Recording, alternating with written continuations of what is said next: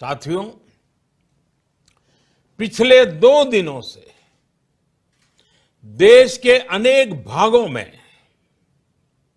Lockdown कर दिया गया है। तो की बड़ी खबर निकल के आ रही है कि 7 जून को दिल्ली में खत्म होगा लॉकडाउन या फिर शुरू होगी अनलॉक 2। 1-2 दिन में होगा ऐलान। जी हाँ, राजधानी दिल्ली में 19 अप्रैल से जारी लॉकडाउन क्या 7 जून को खत्म हो जाएगा या फिर अनलॉक 2 के तहत दूसरे चरण में बाजार, दुकानें और मेट्रो ट्रेनें का संचालन किया जाएगा। इसको लेकर आम जनता में चर्चा जोरों पर है। इस बीच माना जा रहा है कि 1-2 दिन में सीएम अरविंद केजरीवाल उपराज्यपाल अनिल बैजल के साथ बैठक पर निर्णय लेंगे और अनलॉक 2 के तहत सोमवार में क्या खुलेगा और क्या बंद रहेगा, किन चीजों पर प्रतिबंध 7 जून के बाद भी जारी रहेगा।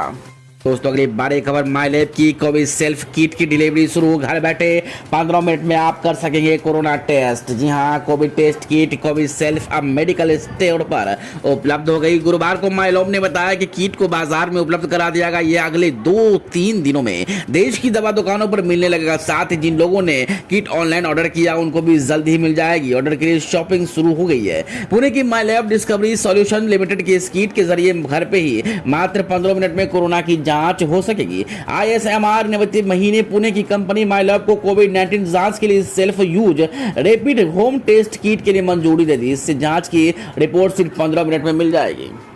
दोस्तों, आज की पहली बड़ी खबर निकल के आ रही है कि पीएम मोदी ने CSIR की सोसाइटी के साथ बैठक। कहा, हर क्षेत्र में आत्मनिर्भर और सशक्त बनाना चाहता हूं भारत को। जी हां, देश में कोरोना के कम हो रहे मामलों के बीच आज प्रधानमंत्री नरेंद्र मोदी वैज्ञानिक मौद्रिक अनुसंधान परिषद सोसाइटी की एक बैठक की अध्यक्षता की। पीएम मोदी वीडियो कॉन्फ्रेंसिंग के जरिए इस कार्यक्रम में शामिल हुए। इस बैठक में केंद्रीय स्वास्थ्य मंत्री डॉक्टर हर्षवर्धन भी शामिल हुए। इसमें प्रतिष्ठित वैज्ञानिक, उद्योगपति, वरिष्ठ अधिकारी भी शामिल हुए। इस दौरान अपने संबोधन में पीएम मोदी ने कहा कि आज भारत एग्रीकल्चर, एस्ट्रोनॉमी तक वैक्सीन से वर्चुअल रियलिटी तक, बायोटेक्नोलॉजी से लेकर बैटरी टेक्नोलॉजी तक हर दिशा में आत्मनिर्भर बनाना चाहता हूं भारत को।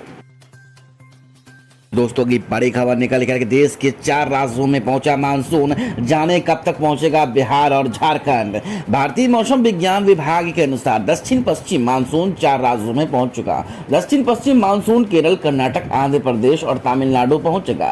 ये केरल के अलावा कर्नाटक के तटीय क्षेत्र के अधिकांश हिस्से, दक्षिण आंतरिक हिस्से, उत्तरी आंतरिक हिस्से और आंध्र प्रदेश के कुछ हिस्सों और तमिलनाडु के अधिकतर हिस्सों में पहुंच चुका। साथ ही बताया गया कि बिहार, झारखंड में मानसून 12 जून तक पहुंचेगा। दोस्तों, अगली बड़ी खबर निकल के आ रही है, यूपी चुनाव से पहले बदल सकते हैं योगी सरकार के चेहरे। नरेंद्र मोदी के सहयोगी को मिल सकता है बड़ा जगह। जी हां, यूपी में अगले साल चुनाव हो, ये कहना भी गलत ना होगा। कोरोना ने सत्ताधारी होने के कारण भाजपा की छवि को ही सर्वाधिक नुकसान किया है। भाजपा चिंतित है। ये जमीनी हकीकत जानने के लिए एक के बाद दूसरा पर्यवेक्षक लखनऊ भेज रही है। पहले संघ में नंबर 2 की हैसियत तकने वाले हौसबल आए थे।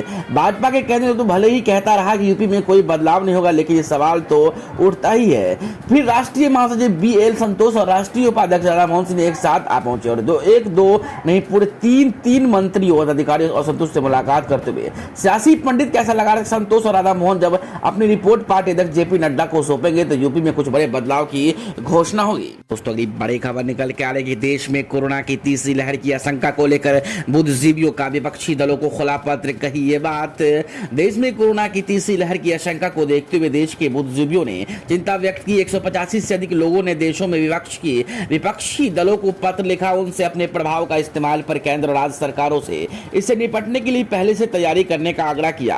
देश में कोरोना की दूसरी लहर की रफ्तार कम होती दिखाई दे रही, लेकिन महामारी की तीसरी लहर को लेकर आशंकाएं जताई गई। इतिहासकार रोमिला थापर, इरफान हबीब और शास्त्री, कौशिक बसु समेत 185 से ज्यादा बुद्धिजीवियों ने विपक्षी पार्टियों को खुला पत्र लिखा। इस पत्र में विपक्षी पार्टियों से अपील की कि वह अपने प्रभाव का इस्तेमाल ये सुनिश्चित करने में मदद करे कि केंद्र सरकार और राज्य सरकार महामारी की तीसरी लहर से निपटने के लिए पहले से तैयारी रखें।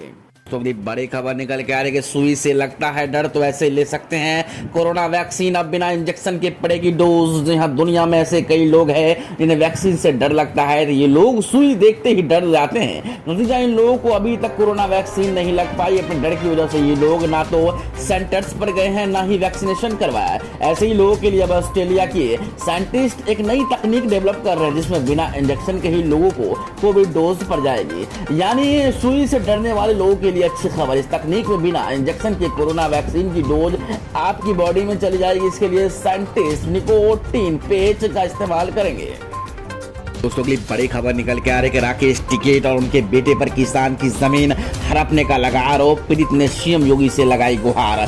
भारतीय किसान यूनियन और राष्ट्रीय प्रवक्ता राकेश टिकैत उनके बेटे चरण सिंह पर किसान की जमीन हड़पने का आरोप लगा। खबरों के मुताबिक टिकैत उनके बेटे मुजफ्फरनगर में किसान की लाखों की जमीन पर अवैध कब्जा करने, खेत में लगे फसल को बर्बाद करने का आरोप लगा। पीड़ित परिवार ने जिला प्रशासन के साथ साथ मुख्यमंत्री योगी आदित्यनाथ से न्याय की गुहार लगाई। राकेश टिकैत के खिलाफ सख्त कार्रवाई की मांग की। पूरा मामला मुजफ्फरनगर जिले के शाहपुर थाना क्षेत्र स्थित किनौनी गांव का है। यहां के रहने वाले सुशील देवी उनके बेटे विनीत बलियान आरोप है उनके 3 बीघा से ज्यादा जमीन रेलवे अधिग्रहण में आई। राकेश टिकैत और उनके बेटे चरण सिंह ने 30 मई की रात उनके खेत पर अवैध कब्जा करते हुए उसमें खरीफ फसल को बर्बाद कर दिया।